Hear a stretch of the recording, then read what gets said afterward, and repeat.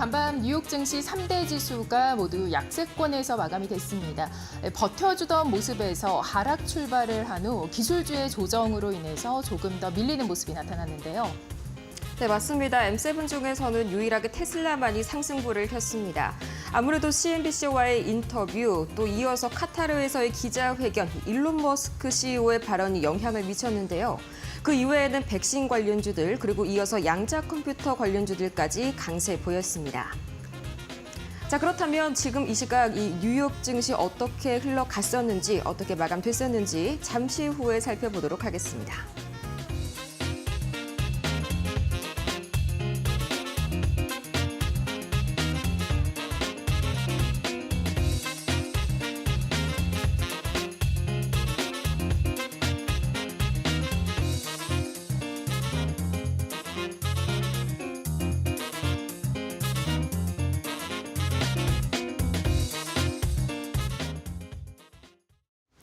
자, 밤사이 뉴욕 증시 굉장히 관세 협상 관련해서도 이슈가 있었고요. 또 이어서 종목 중에서는 이 테슬라 그리고 이어서 기술주들 관련 이 호재들이 많이 나왔음에도 불구하고 정말 아쉬운 흐름 보여준 나스닥이었습니다. 자, 가장 먼저 이 밤사이 글로벌 이슈부터 가장 살펴보도록 할까요? 인도와 미국이 이 3단계 무역 협상을 진행 중이다라는 소식을 전해왔습니다. 이전부터 인도는 이 미국과 함께 가장 먼저 무역 협상이 타결이 될 것이다라는 이야기들이 들려왔었죠. 하지만 그 첫 번째를 바로 이 영국이 가져갔고요. 인도의 경우에는 이 빠르면 올 7월 이 미국의 이 관세가 발효가 되기 이전에 1단계 협상을 마무리하고 늦어도 이 내년까지는 3단계 최종 협상이 타결이 될 것이다라는 기사가 나왔습니다. 이어서 다음 보도록 하겠습니다. 다음 소식입니다. 자, 이 트럼프 대통령이 즉시 휴전을 합의했다. 이 러시아와 우크라이나 사이를 잘 봉합했다라고 말했다는 소식, 어제 전화통화 소식 전해드렸었는데요. 그럼에도 불구하고 이 러시아 측에서는 약간의 입장이 엇갈리고 있습니다. 이 바로 즉각적인 휴전에 돌입하느냐를 두고 양측의 이런 주장들이 살짝 달라지고 있는데, 특히나 이 푸틴 대통령 같은 경우에는 현재 이 즉각적인 바로적인 이런 휴전이 아니라 이 MOU 평화협정을 위한 양해각서를 체결을 하는 데 주로 방점을 찍고, 또 이어서 이 협상에 대한 기한이 무기한으로 정해지지 않았다라고 밝혔습니다. 이어서 다음 소식 보도록 하시죠. 네, 바로 다음 소식입니다. 트럼프 대통령이 골든돔에 250억 달러의 예산을 발표할 예정이다라고 간밤 CNBC 그리고 로이터 등에서 전해졌습니다. 자, 이 트럼프 대통령의 골든돔, 바로 이 공중 방어막을 형성하는 이런 국방부 체계 중의 하나인데요. 이 바로 미사일과 위성 그리고 센서 등을 활용해서 동그란 돔 모양으로 이 지상을 타격을 막아주는 그런 미사일 체계라고 보시면 되겠습니다. 자, 이어서 다음 소식 보도록 하겠습니다. 계속해서 이 트럼프 대통령 행정부가 해상 풍력 프로젝트를 재개하는 것을 허용했습니다. 이 노르웨이 정부와 또 에퀴노르 CEO의 적극적인 로비 그리고 외교적인 협상에 이어서 극적인 결과가 타결이 된 건데요. 어제도 마찬가지로 이 해상 풍력에 갑작스럽게 긍정적인 태도를 보이는 이런 트럼프 대통령 덕분에 오후장에서 이 풍력 관련주들이 급등세를 보였었죠. 오늘도 비슷한 흐름 보이지 않을까, 이 국내 증시에서도 마찬가지로 흐름 이어가지 않을까 하네요. 이어서 마지막 소식입니다. 네, 다음 소식입니다. 이 일본 국채 20년물 어제 응찰률이요 10년 만에 최저를 기록했습니다. 그만큼 정말 수요가 급락을 했다는 건데, 이 때문에 이 20년물 국채 금리가 일본 같은 경우에는 15bp 하루에 정말 수직 상승을 했다라는 소식까지 전해드리겠습니다. 전반적인 이 장기채가 다 급등하는 모습을 보였고요. 이 때문에 계속해서 이 일본 정부 다시 한번 이 통화 긴축 정책을 시도하지 않을까 하는 불안감 현재 시장에 엄습해오고 있네요. 이어서 다음 종목 소식 보도록 하시죠. 어떤 종목들이 과연 간밤 이 시장에 이목을 끌었을까요? 첫 번째로는 이 머스크 CEO 역시나 2개의 기자회견을 이어갔습니다. 이 때문에 강하게 움직였던 테슬라. 가장 먼저 CNBC와의 인터뷰, 이 한국 시각으로 오늘 새벽 3시에 전해졌습니다. 내년 말까지 수백만 대의 자율주행차가 이 미국 전역을 돌아다닐 것이다라고 밝혔는데요. 또 이어서 또 머스크 테슬라 XAI가 엔비디아와 AMD의 칩을 계속 구매할 것이다라는 소식까지 이 CNBC의 인터뷰에서 계속 발표를 했습니다. 또 이어서 LA에서의 이런 자율주행 승인은 아직 진행 중이다라고 밝혔고요. 이 이외에 이 카타르 경제 포럼에서 한 이야기들은 잠시 후에 이 머스노우 5에서 자세하게 만나보시죠. 이어서 다음 소식 보도록 하겠습니다. 이 애플의 6월 WWDC 맞습니다. 이 연례 개발자 포럼이죠. 여기에서 iOS 19 등 이 운영 체제를 공개하겠다고 밝혔는데요. 아직까지는 이 공식적으로 발표된 바는 여기에 그치지만 그래도 6월 9일까지 이 구체적인 청사진은 나온 상태이고요. 현재 초청장까지 발송이 된 상태입니다. 이어서 다음 소식 만나보도록 하겠습니다. 네, 폭스콘이 인도 법인의 15억 달러 투자 계획을 밝혔습니다. 이 폭스콘 맞습니다. 애플의 대표적인 협력사죠. 애플이 이 중국에서 인도를 향해서 현재 이 공급망을 다변화하는 과정에서 하나의 전략이 새롭게 등장을 했다라고 생각을 하시면 좋을 것 같고요. 이어서 다음 소식 만나보시죠. 네, 다음 소식입니다. 인텔이 네트워크 사업부 매각을 검토 중이라는 소식이 밤사이에 전해졌습니다. 이 해당 사업부의 경우에는 이 작년 8조 원이 갓 넘는 매출을 시현해냈는데요. 정말 아쉽게도 이 브로드컴과 같은 쟁쟁한 경쟁자들에게 밀려서 핵심 역량에서 뒤처진다라는 평가에 매각을 검토 중인 것으로 알려졌습니다. 이어서 다음 소식 보도록 하겠습니다. 마지막 소식입니다. 네, 홈디포가 1분기 EPS가 예상을 하회하는 등 약간의 부진한 실적 발표를 했음에도 불구하고 간밤의 주가는 1%대 약세에 그쳤습니다. 심지어 이 장중에는 강세를 보여주기도 했었는데요. 이 다름이 아니라 가격 인상을 하지 않을 것이다. 이 관세에도 불구하고 가격을 동결할 것이다라는 소식이 전해지게 되면서 다시 한번 주가에 활기가 불어넣어진 것으로 보입니다. 자, 그렇다면 이렇게 정말 다사다난했던 이 간밤 뉴욕 증시, 과연 현장 분위기는 어땠을지 지금 바로 체크해 보도록 하시죠. 이주혜 앵커와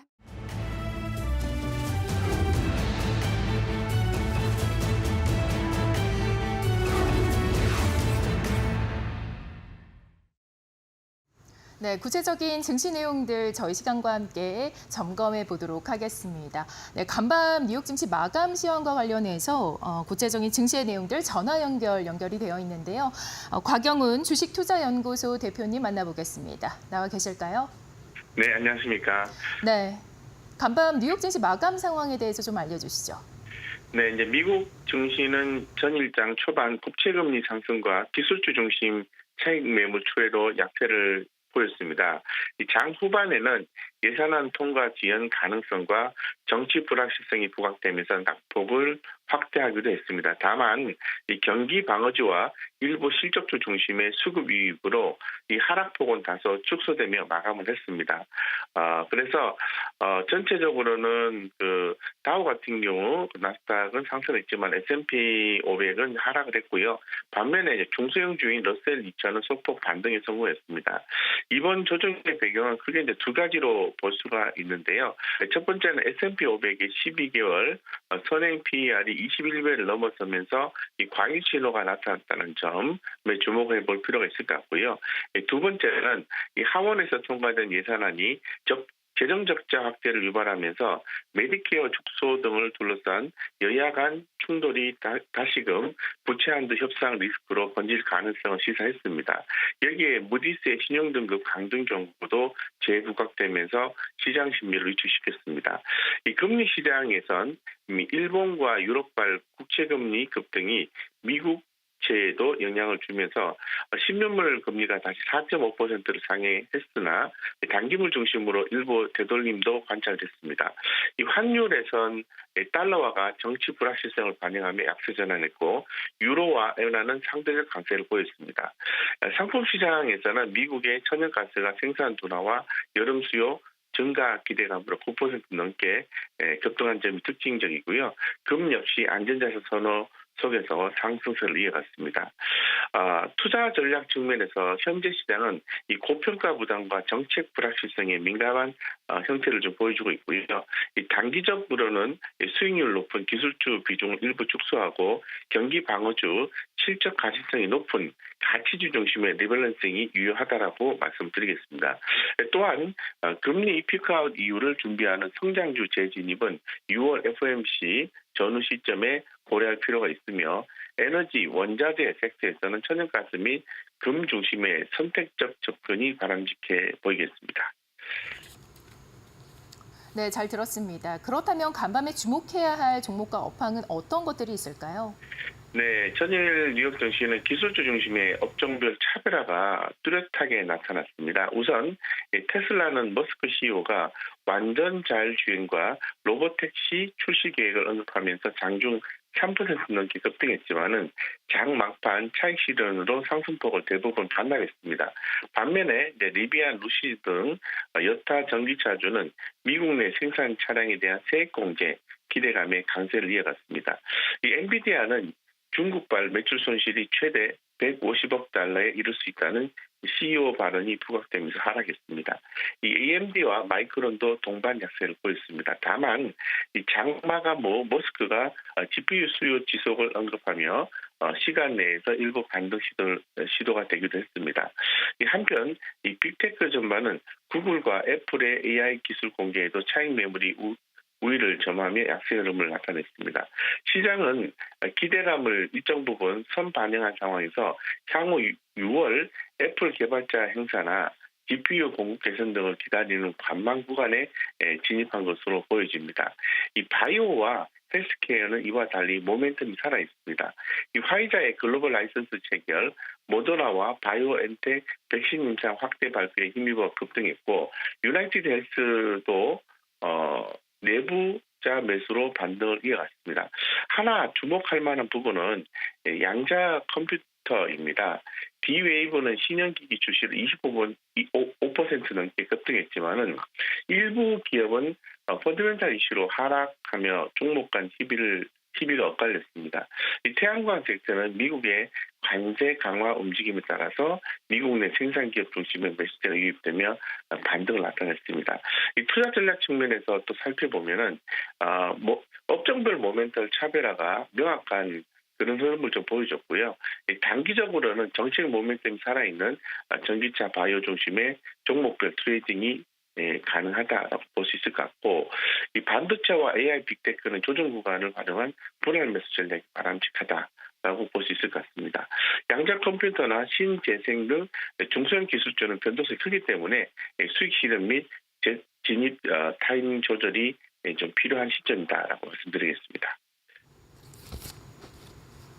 네, 잘 들었는데요. 그렇다면 국내 증시에도 어느 정도 영향이 있을 것 같은데요. 어떻게 전망하고 계실까요?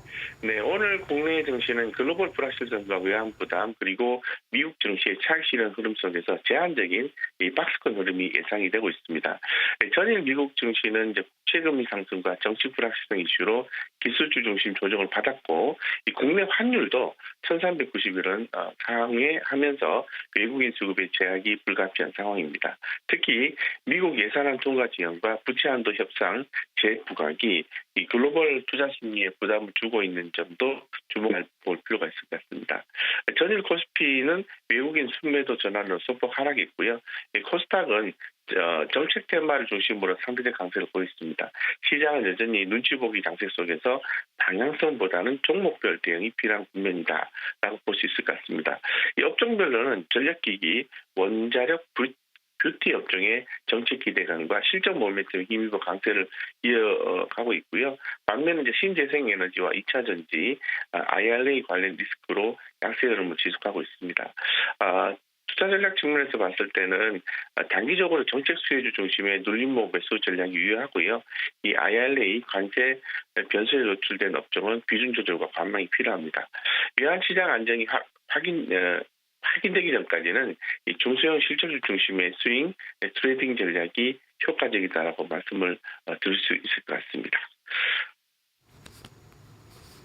네, 잘 들었습니다. 잘 참고해서 국내 증시 대비를 해야 될 것 같습니다. 대표님 수고하셨습니다. 네, 감사합니다.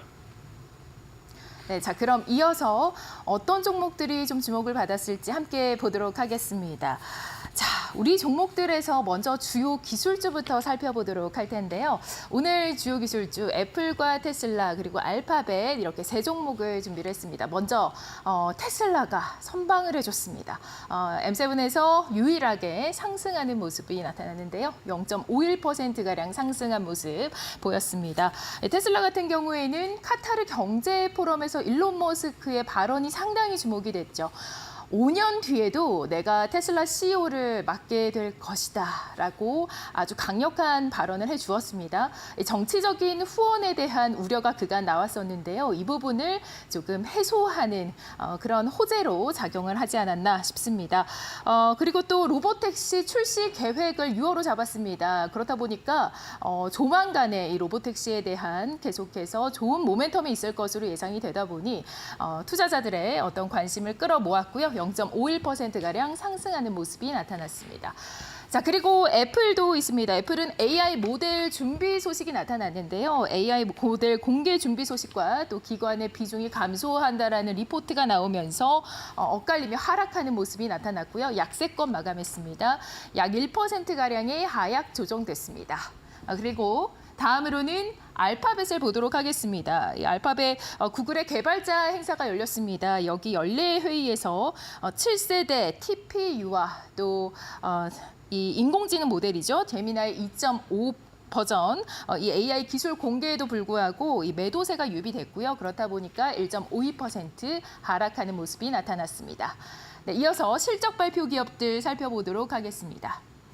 자, 어질리어스 22.10%의 상당한 좋은 모멘텀이 나타났는데요. 약세권이 아니라 상승권에서 마감이 됐습니다. 그것도 급등이죠.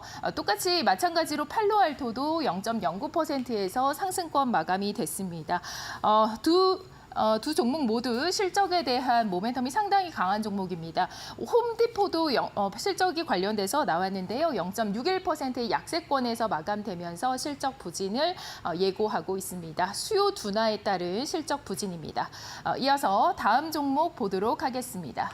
이슈 있는 종목인데요. 먼저 인텔 보겠습니다. 인텔은 0.51%가량 하락 마감입니다. 네트워킹 사업부의 매각을 검토한다라는 소식이 나오면서 0.51%가량 하락하는 모습이었고요. 모더나는 임상에 관련된 소식이 있었죠. 6%대의 강세를 나타내줬습니다. FDA 가이드라인 완화로 인해서 주가가 상승하는 모멘텀 있었습니다. 빅토리아 시크릿 보겠습니다. 3%대 급등을 나타냈는데 여성용 의류 브랜드죠. 적대적인 인수 시도에 대응을 하기 위해서 주주 권리 계획인 포이즈피를 도입하겠다라는 소식으로 인해서 3%대 강세를 나타냈습니다. 네, IB 투자 의견 종목들 보겠습니다. 팔란티어와 바클레이즈, 캐터필러 이렇게 보도록 할 텐데요. 먼저 이 팔란티어 같은 경우에는 1%대 상승으로 마감됐습니다. 나머지 종목들도 IB 투자 의견에서 투자 의견 유지를 제시하면서 상당히 좋은 모습 보였습니다. 네, 지금까지 특징주들 알아봤습니다. 미국 연방준비제도의 고위 인사들이 6월과 7월에 금리 인하 가능성을 낮게 평가하였다. 존 윌리엄스 뉴욕 연방준비은행 총재는 5월 19일 뉴욕에서 열린 모기지은행협회 주최 컨퍼런스에서 6월이나 7월에 상황을 이해하게 될 것이라고 생각하지 않는다며 데이터를 수집하고 전체적인 그림을 그려가며 상황 전개를 지켜보는 과정이 될 것이라고 밝혔다. 시카고 상품거래소 패드워치에 따르면 연방기금금리 선물시장에서 연준이 6월 FOMC 회의에서 금리를 인하할 가능성은 10% 미만으로 평가되고 있다. 연말까지는 두 차례의 인하가 예상되며 9월에는 기준금리가 25bp 이상 내려갈 확률이 70%에 이른다. 라파엘 보스틱 애틀랜타 연은 총재도 CNBC 인터뷰에서 경제와 정책의 불확실성이 크다며 정확한 평가를 위해 최소 3개월에서 6개월간의 추가 모니터가 필요하다고 강조하였다. 필립 제퍼슨 연준 부의장과 닐 카시카리 미니애폴리스 연은 총재도 각각의 연설에서 불확실성을 감안한 정책 지속을 주장하며 현재의 통화정책 위치를 적절하다고 평가하였다.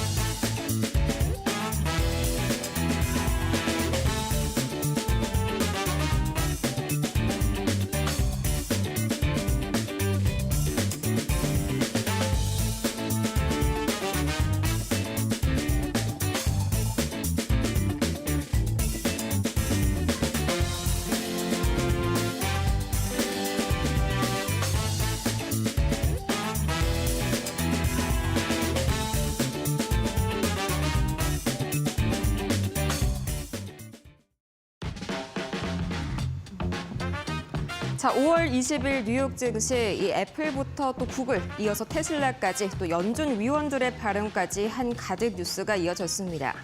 우리는 과연 이 중에서 오늘 어떤 점에 특히 주목을 해야 할까요? 역시나 가장 먼저 이목을 끄는 건 이 밤에 정말 이 테슬라 투자자분들 잠 한숨 못 이루셨을 것 같습니다. 이 테슬라 CEO 일론 머스크가 이어서 CNBC와의 인터뷰를 새벽 3시에 나눴고요. 또 그 전에 우리 시각으로 오후 10시죠. 이 당시에 인터뷰를 또 새롭게 하나 진행을 했는데요. 어떤 내용인지 바로 보도록 하겠습니다. 자, 이 머스크가 카타르 경제 포럼에서 돈보다는 경영권 통제권이 중요하다면서 테슬라의 미래를 책임지기 위한 결정이라고 밝혔습니다. 자, 이 머스크 2008년부터 CEO를 맡아온 세계 완성차 업계에서는 최장수 CEO 중 한 명이죠. 이 머스크의 작심 발언 직후에 테슬라 주가가 장중 한때 3.6%까지 급등을 했다가 아쉽게도 장 후반 들어서 매물이 출회되면서 상승폭을 일부 반납했는데요. 올해 들어서 누적 기준 약 14% 하락폭까지 회복을 성공했습니다. 머스크는 또 이어서 이 유럽 전기차 시장에서의 판매 부진을 담담하게 인정을 하는 모습을 보였지만 이미 반등 국면에 접어들었다면서 전반적인 수요는 양호하다고 밝혔는데요. 테슬라 브랜드에 대한 정치적 이미지 논란에도 굉장히 신경을 쓰는 모습을 보였습니다. 이 정치적인 후원을 줄이고 좌파 소비자 일부는 떠났지만 우파 고객은 늘었다라면서 반박하는 모습을 보였습니다. 또 이어서 테슬라를 겨냥한 방화 사건 그리고 기물 파손 사건은 악의적인 범죄라고 강하게 비판했는데요. 또 하나의 관심사 바로 스페이스X, 이 산하 스타링크 계속해서 상장을 진행하느냐 마느냐 이 기로에 서 있죠. 여기서 머스크는 지금은 상장에 관심이 없다라면서도 소송 리스크와 규제 부담이 크기 때문에 상장은 신중히 검토 중이라고 밝혔습니다. 머스크는 이날 이 델라웨어 판사 그리고 이어서 빌 게이츠에 대한 비판 여론까지 더 한 목소리를 높여가면서 계속해서 자신의 사법 리스크에 대한 위험도를 줄여나가려고 하는 모습을 보였습니다. 자, 이 테슬라뿐만이 아니라 구글 역시 이 IO 관련 소식이 간밤 참 많이 전해졌었죠. 과연 어떤 이야기들 새롭게 나왔을지 지금 바로 화면 통해서 함께 보시죠. 자, 구글의 I.O. 2025 어제도 마찬가지로 이 소식 전해드렸었는데요. 드디어 간밤에 베일을 벗었습니다. 먼저 가장 주목받은 건 AI 모드 챗봇의 전면 적용인데요. 미국 사용자를 대상으로 기존 구글 검색에 복잡한 질문을 처리하는 전용 AI 탭이 생긴 겁니다. 가격 비교는 물론이고요. 또 맞춤형 차트 생성, 후속 질문까지 자연스럽게 이어갈 수 있는데요. 또 AI가 사용자 사진을 기반으로 가상작용을 시뮬레이션 해주는 쇼핑 기능 항상 상상만으로 해왔는데 드디어 실현이 됐습니다. 원하는 색상 그리고 사이즈, 제품이 할인되면 자동 구매하는 이런 기능까지 추가가 됐고요. 또 하나의 핵심 발표, 프로젝트 아스트라 드디어 제대로 된 청사진이 공개가 됐습니다. AI 비서가 이메일을 읽고 또 부품을 검색하고 매장에 전화를 거는 그런 데모 시연이 이어졌는데요. 저도 봤는데 굉장히 신기하더라고요. 제미니를 일상형 AI 에이전트로 진화시키겠다는 이 구글의 전략이 구체화된 순간이었고요. 이 밖에도 텍스트를 음성어로 자동 언어 변환을 시키고 또 구글 미트가 실시간으로 통역을 하고 영화 제작용 생성형 AI 도구 플로우까지 또 사진으로 영상 각도까지 자유자재로 조정이 가능한 이 위오까지 다양한 AI 기반 크리에이티브 툴이 대거 등장했습니다. 자, 이렇게 구글은 AI를 모든 제품에 녹여내면서 다시 한번 이 기술의 패권을 공고히 다지는 모습이 나타났는데요. 비단 구글뿐만이 아닙니다. 간밤에 소식이 전해진 애플 소식까지 이어서 만나보도록 하겠습니다. 자, 애플이 이 On the Horizon 이런 슬로건과 함께 6월 9일부터 13일까지 드디어 이 전 세계 개발자들과 함께하는 WWDC에 대한 소식을 공개했습니다. 초청장이 간밤에 발송이 됐는데요. 이번 컨퍼런스에서는 iOS 19, 그리고 iPadOS 19, 워치OS 12, macOS 16, 또 visionOS 3 등 주요 운영체제의 최신 버전이 일제히 공개가 될 예정입니다. 하나로 통합이 된다는 게 가장 큰 특징이고요. 또 올해 WWDC에서 가장 주목되는 발표는 애플 인텔리전스 통합 AI 기능군이 새로 출시가 된다고 합니다.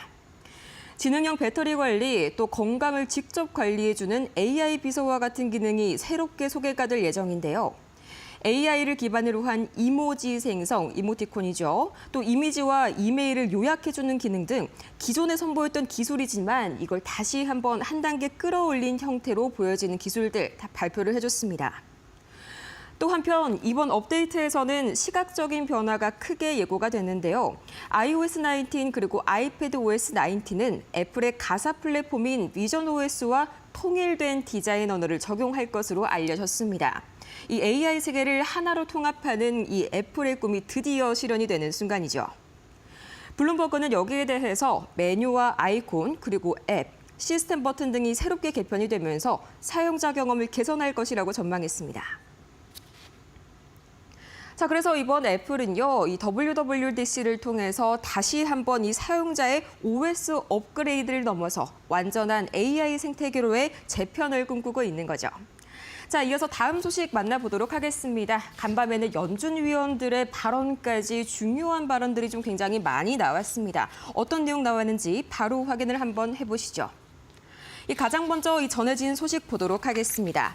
이 연준 위원들이 9월 이전에 금리 인하를 하는 것이 어려울 수 있다라는 그런 발언들을 계속해서 남기고 있는데요.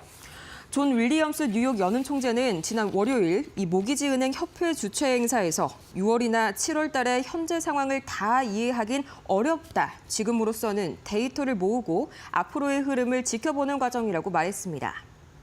연준의 향후 회의는 6월, 7월, 그리고 9월에 예정이 되어 있죠. 이때 시장에서는 6월 17일부터 18일 회의에서 금리 인하가 나올 가능성이 10% 미만이다, 거의 0%에 수렴한다라고 보고 있습니다.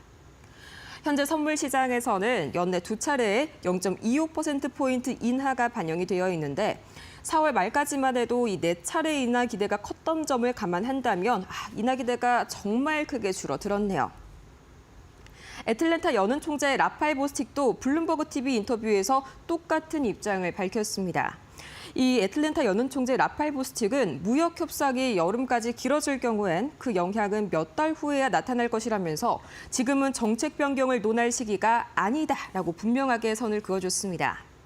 또 월요일 오전에는 상황이 정착될 때까지, 즉 정확한 윤곽이 잡힐 때까지 최소 3개월에서 반년 정도가 추가로 걸릴 것이라면서 무역 협상이 예정보다 빨리 타결되고 또 관세가 예상보다 대폭 낮아질 경우엔 정책을 앞당길 여지가 있다고는 언급을 해줬네요.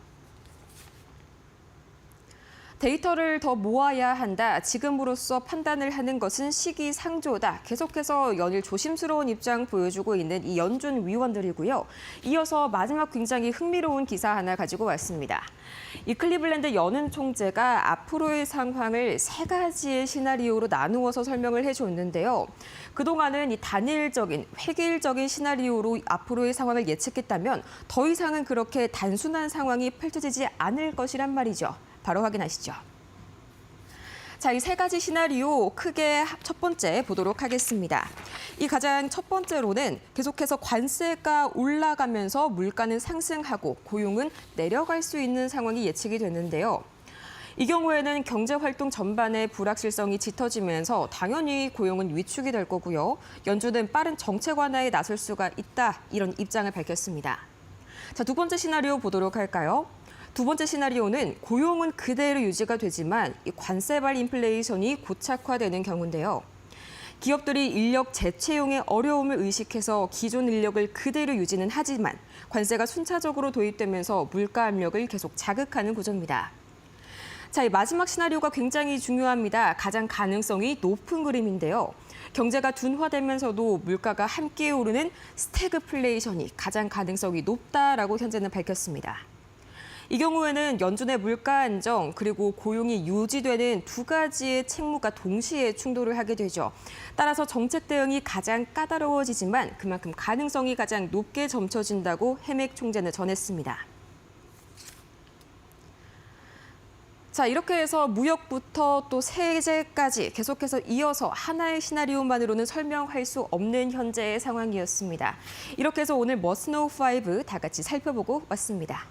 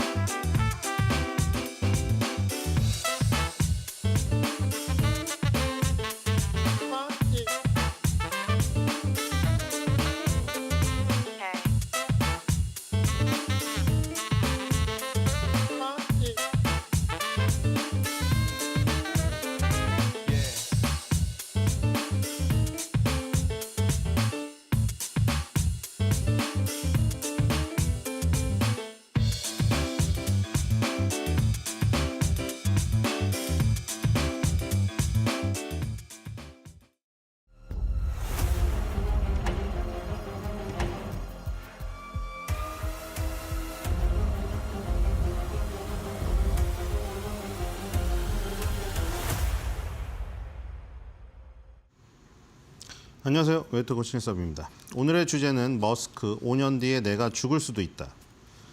트럼프 케네디 센터, 오페라의 유령, 그리고 마이클 잭슨. 홈디포 실적 발표입니다. 자, 자극적인 제목이죠. 머스크가 5년 뒤에 죽을 수도 있답니다. 큰일 나겠네요. 대서특필 되겠네요. 이러다가. 자, 왜 이런 얘기를 했는지는 저 맥락에 있습니다. 자, 요즘에 그 뒤에 이 배경 다 가리고 나오는 요즘에 우리나라 그 유튜브들도 보니까 예전에 하도 그 길거리에서 막 유튜버들이 그 찍고 다니다가 옆에 막 사람 나오면 또 민감하신 분들은 왜 내 얼굴 거기 나왔냐고 난리치고 이랬잖아요. 그래서 요즘에 유튜브 보니까 다들 그 이 뒷배경을 가리고 자기 자신이나 옆에 그 동료만 나오게 이렇게 하더라고요. 그 앨런 머스크도 언제부턴가 그 화상 채팅할 때 뒤에 싹 다 가리고 그쵸? 딱 이렇게 나오니까 전 처음에 이거 무슨 딥페이크 영상인 줄 알았거든요. 하도 요즘에 그런 거 많잖아요. 그래갖고 딥페이크 영상인가 했더니 화상 대담할 때 항상 저렇게 뒤에 그 처리 저렇게 하고 나오더라고요. 혹시 모르는 생방송에서 그런 노출되는 사고가 있을 수가 있잖아요. 중요한 자료라던가 이런 것들이. 그래서 가리고 나오는데 그래서 하도 이러고 나오니까 약간 저는 잘린 화면 같아가지고 처음에 의심했었어요. 요즘 하도 딥페이크 영상, 딥보이스 이런 것들이 판을 치니까 어제 안 그래도 그 트럼프가 행정명령도 했거든요. 그런 영상들 때문에 피해보는 것 때문에 그쵸? 무슨 뭐 요즘에 그런 거 맞잖아요. 리벤지 포르노나 이런 것 때문에 딥페이크 영상으로 막 전 헤어진 연인 얼굴에다가 이상한 거 씌워가지고 막 보복하고 이런 거를 방지하는 법에 또 행정 서명을 했습니다. 그래서 뭐 그런 것도 있고 그래서인지 이제 사생활 보호나 이런 것 때문에 철저히 하는 것 같아요. 이제 화상대담을 했는데 화상대담 참여 많이 하더라고요. 어제 카타르 경제 포럼에 화상 그 대담으로 참여를 했는데 지금 사우디아라비아, 카타르, 아랍에미리트까지 중동 3개국 순방을 마치고 그 트럼프는 워싱턴 DC로 돌아왔잖아요. 근데 이제 그 사우디아라비아, 카타르, 아랍에미리트에 이제 보통 그렇게 대통령이라던가 행정부의 어떤 참모들이 먼저 다녀간 다음에 이제 거기 동행을 하잖아요. 경제 CEO들이라든가 대기업 CEO들 아니면은 그 뭐 행정 그를 담당하는 이제 실무진들이 나중에 이제 다 자세한 것들은 그 밑에서 이제 해결을 하는 거죠. 그리고 저런 CEO들은 뭐 화상 대담을 하기도 하고 경제 포럼이 열리고 이런 것들이 어떤 낙수 효과인 것 같아요. 그러니까 대통령은 사실 뭐 가서 자세한 어떤 뭐 것까지 하려면 일정이 30일도 부족할 거 아닙니까? 이제는 실무 쪽에서 해결해야죠. 그다음에 이제 기회를 받은 저런 CEO들은 또 자기의 역할을 해야 되는 것이고요. 머스크는 지금 그런 역할을 하고 있는 것 같고 이 얼굴이 제가 보기에는 옛날보다 많이 밝아졌어요. 옛날에 한 5, 6주 전에 정권 초반에 많이 나왔잖아요. 정권 초반에 그러니까 테슬라 CEO로서 나오는 게 아니라 자꾸 그 도지의 수장으로서 나와가지고 뭐 이번 주에 성과는 뭐 내가 어떤 사기를 잡아냈고 그 많이 나왔었죠. 근데 요즘에는 그런 것보다 테슬라 얘기로 많이 나오니까 얼굴이 밝아진 것 같아요. 그 테슬라 얘기가 자기 테슬라 매장을 무슨 뭐 침략하는 사람들을 감옥으로 보내야 된다 이런 어떤 약간 암울한 얘기인데 어두운 얘기임에도 불구하고 얼굴은 밝아요.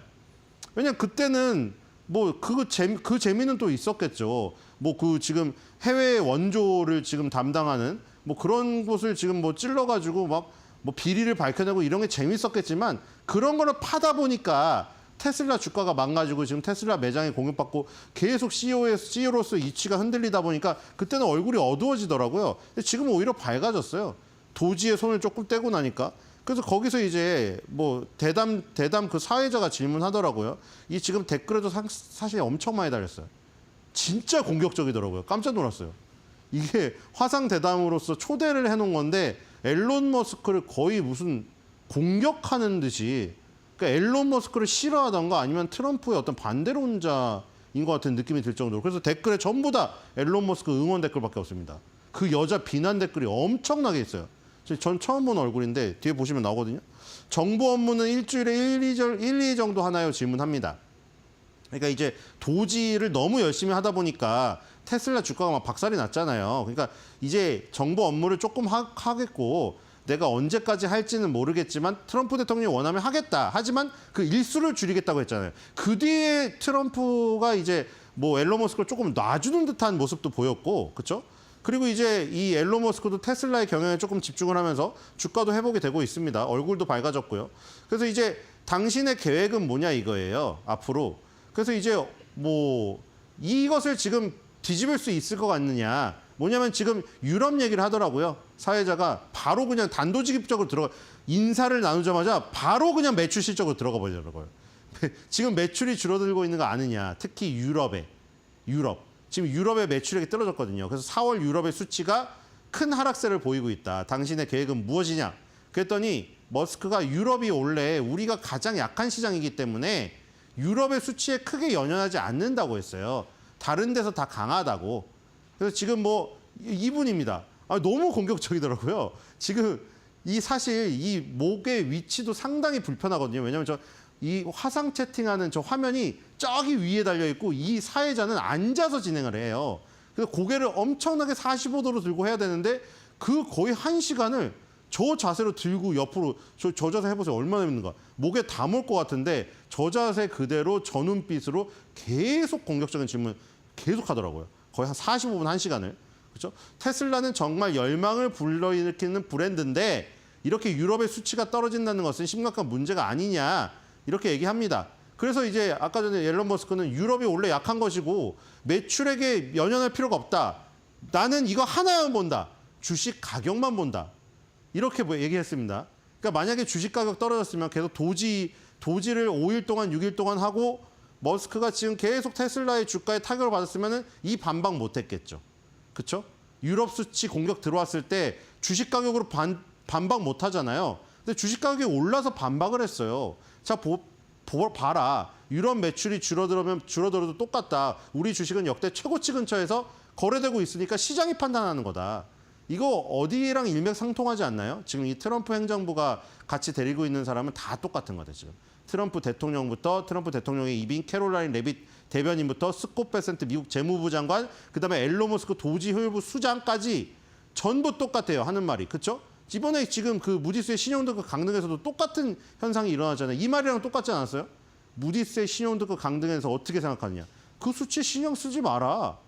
지금 이 결과를 봐라. 주식시장의 주가를 보고 지금 사우디아라비아를 포함해서 중동 3개국이 빅딜을 이룩한 이 기록적인 숫자를 보라 이거예요. 똑같죠. 앨런 머스크도. 유럽의 매출 수치를 얘기했더니 아니 테슬라 주가를 보세요. 이 유럽의 매출 수치가 정말 큰 영향이었으면 테슬라 주가가 곤두박질 쳐야지 이렇겠습니까? 이런 반박을. 그러니까 주가가 세면 뭐든지 반박이 가능한 거예요. 이게. 이렇게. 주가가 오르면 지금 정말 적입니다. 끝입니다.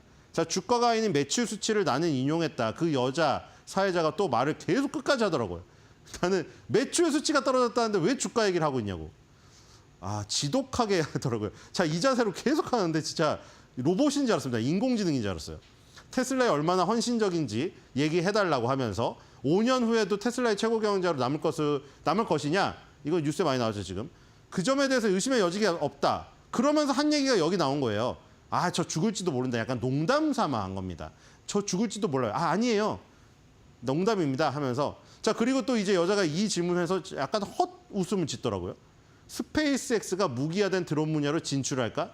왜냐면 앨런 머스크가 맨날 그 얘기 했잖아요. F-47을 만드는, 그거는 바보고 F-35 로키드 마틴은 그 큰 비행기를 갖다가 요즘에 싸구려 드론 가지고 그 F-35 그 부서질 수도 있는데 중국을 발하면서 중국의 무더기 드론을 올리기도 했었잖아요. 그래서 그 질문한 것 같기도 해요. 스페이스X가 드론 분야로 진출할 것이냐. 그래서 앨런 머스크가 약간 정적을 띠더라고요. 자기가 전혀 예상치 못하는 답변이기 때문에. 아니 스페이스X는 나 화성 갈 거니까 그걸 만든 거 아니에요. 근데 갑자기 이 여자분이 그걸로 무기화된 드론 얘기를 하니까 네? 전혀 생각을 네, 그래서 흥미로운 질문을 던지시네요. 하면서 그건 불가능한 일이죠. 스페이스X는 우주 탐험을 위해서 만든 건데 여기서 갑자기 무슨 전쟁에 참여한 드론을 만든다고요? 스페이스X의 아이템엔 드론이 없습니다. 이렇게 그냥 딱 잘라 말하더라고요. 드론은 안 만들고 있다. 자, 그다음에 스타링크 IPO 얘기가 나왔어요. 지금 사실 스타링크 중동 3개국 순방할 때 사우디아라비아 첫 방문했을 때 사우디 빈살만 왕세자한테 감사하다고 했죠. 거기서 이제 스타링크를 허가해줘서 항공이나 통신 분야 쪽에 그래서 감사하다고 했고 그 뒤에 이제 AI 데이터 센터를 세우는데 엔비디아 슈퍼칩도 들어가지만 이제 앨런 머스크의 어떤 역할 또 지금 뭐 부각이 될 것 같은데 스타링크 IPO를 할 것이냐.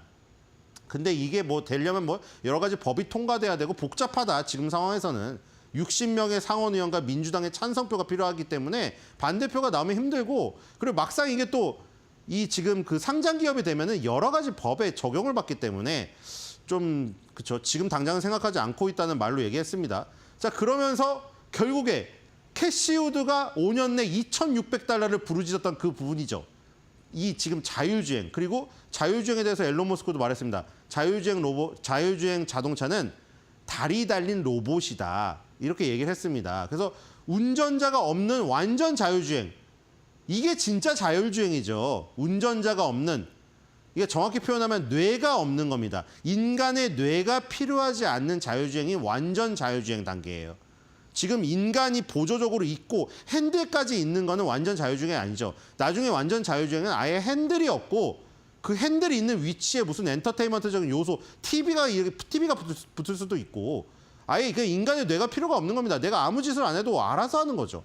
그 완전 자율주행을 지금 결국 꿈꾸고 있다. 이제 오스틴에서 다음 달에 텍사스 오스틴에서 지금 자율주행에 대한 부분이 지금 나온다고 올해는 분명 큰일이 일어날 해다. 이렇게 마무리를 했습니다. 자, 그다음에 이제 트럼프 케네디 센터 오페라 유령 마이클 잭슨입니다. 자, 트럼프는 또 엄청나게 바빠요. 자, 그리고 이 케네디 센터에 갔는데 케네디 센터가 워싱턴 DC 산기슭에 있다는데 거기서 유명한 공연들을 하잖아요. 오페라 유령 같은 것도.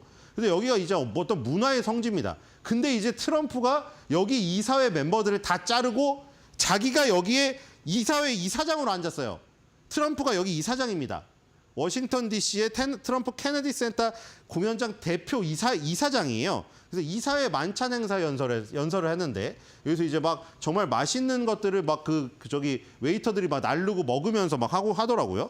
여기서 일단 자화자찬을 또 하고 있었죠. 자, 우리는 하루에 10억 달러를 벌고 있다.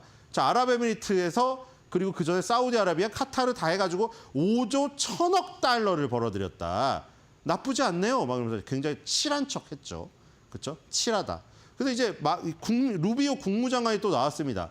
이제 트럼프는 앉아서 만찬을 먹고 있고요. 영향력이 얼마나 큰지 무슨 영향력이냐면 미국의 문화의 영향력이에요. 그러니까 미국의 문화의 영향력 지금 제조업의 붕괴 때문에 제조업에 대한 얘기를 많이 하고 있잖아요.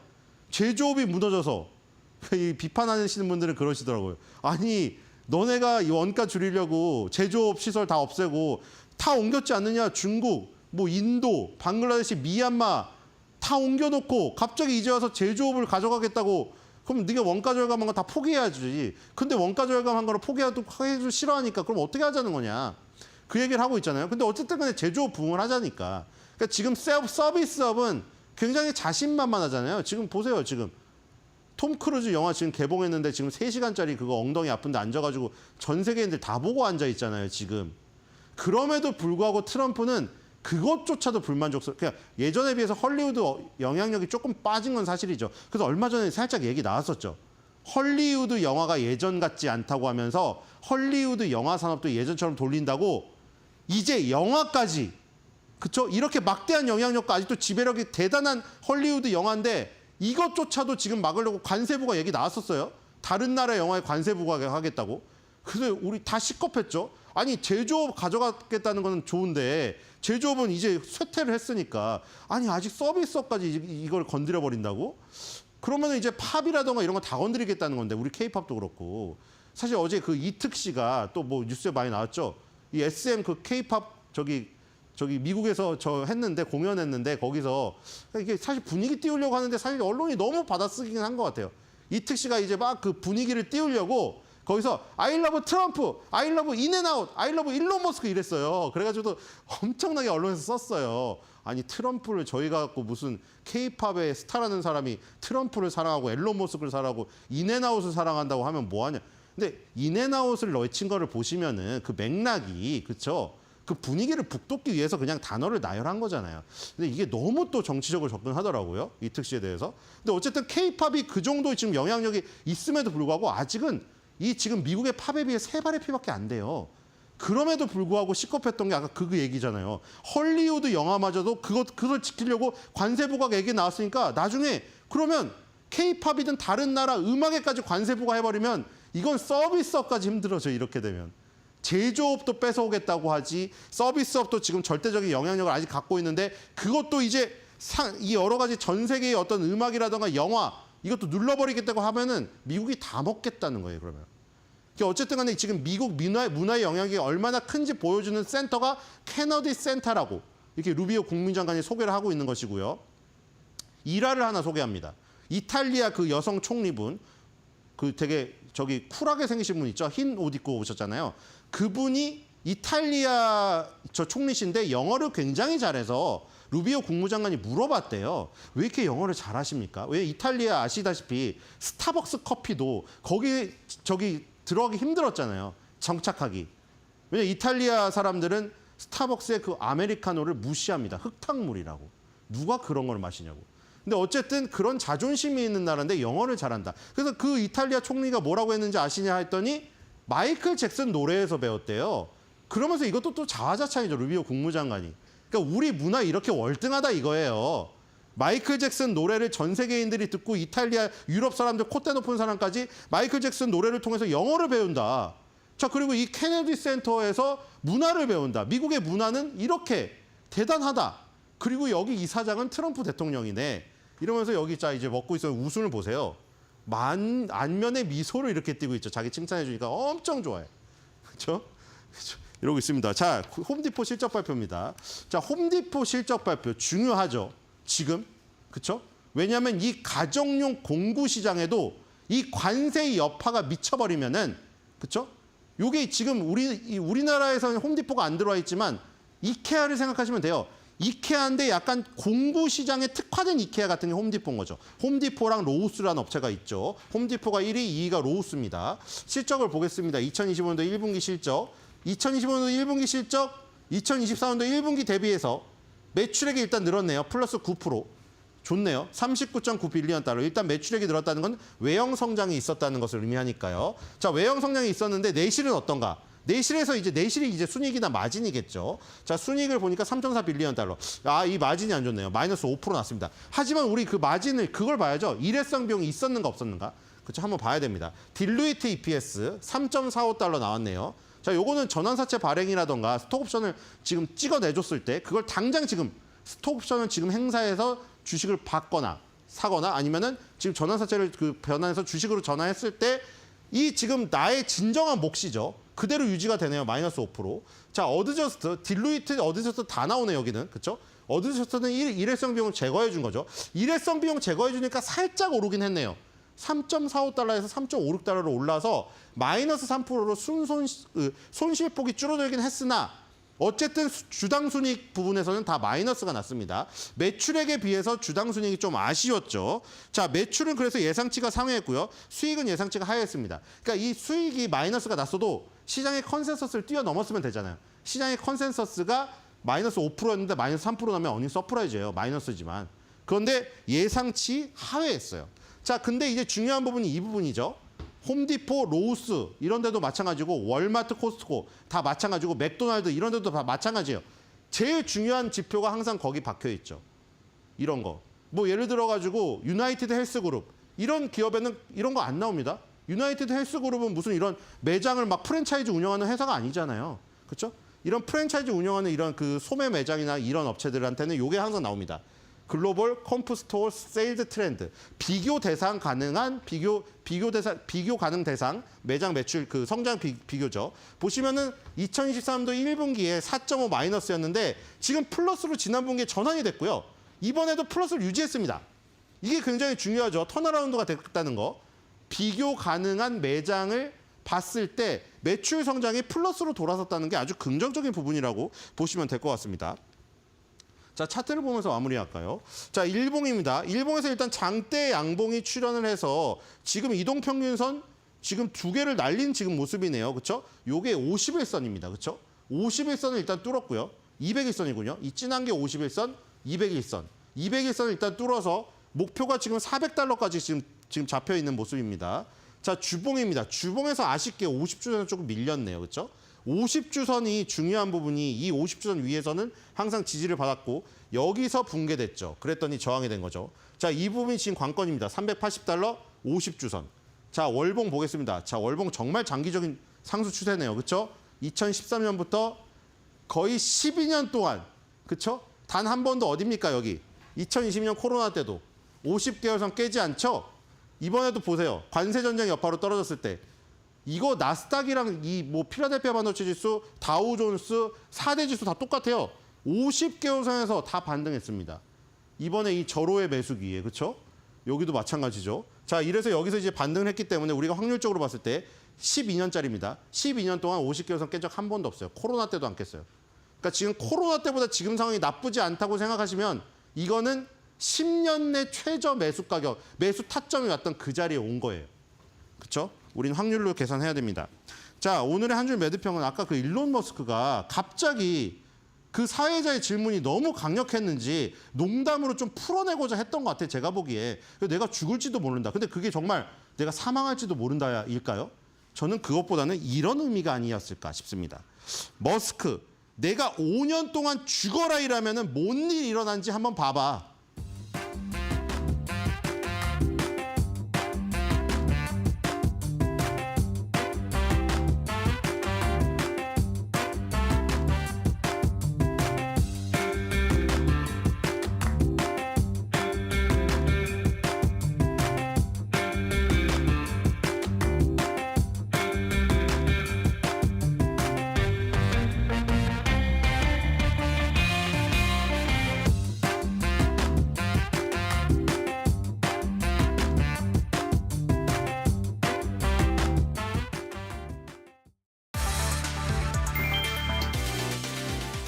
국제신용평가사 무디스가 미국의 신용등급을 강등한 데 이어 뱅크 오브 아메리카, JP 모건 체이스, 웰스파고 등 주요 은행들의 장기 예금 등급도 AA1에서 AA2로 한 단계 낮췄다.